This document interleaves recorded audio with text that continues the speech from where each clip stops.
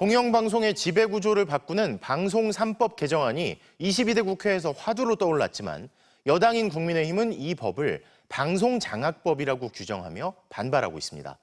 과거 이명박 박근혜 정권 때는 방송을 장악할 의지도 능력도 없었다는데요.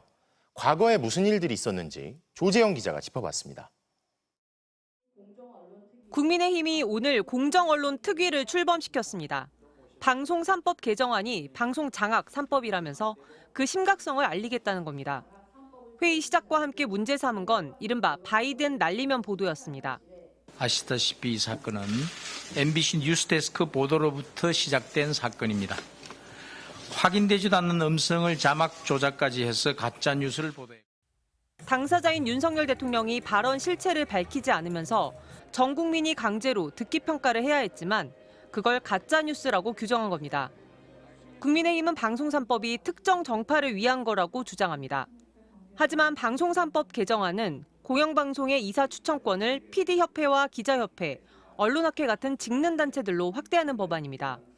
기존에는 여야, 대통령만 추천하는 이사진을 더 많은 국민들이 관여하도록 바꾸는 법안이지만 국민의힘은 이들 단체들이 모두 야권 성향이라고 주장합니다.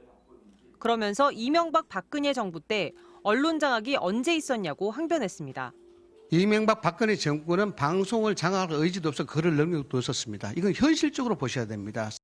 이명박 정부 때는 국정원이 MBC 등 언론사에 대한 대규모 사찰을 벌인 사실이 알려져 관련자들에게 유죄 판결이 나왔고 이 과정에서 이동관 전 홍보수석의 개입 사실이 드러나기도 했습니다.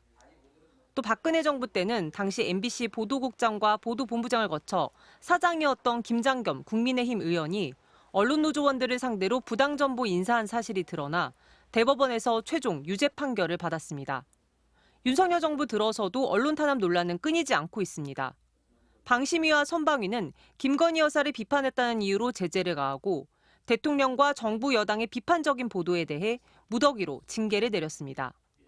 그리고 오늘 국민의힘 언론특위에 합류한 공정언론 국민연대라는 시민단체는 이런 보도에 대해 집중적으로 민원을 제기했던 곳입니다. MBC 뉴스 조재영입니다.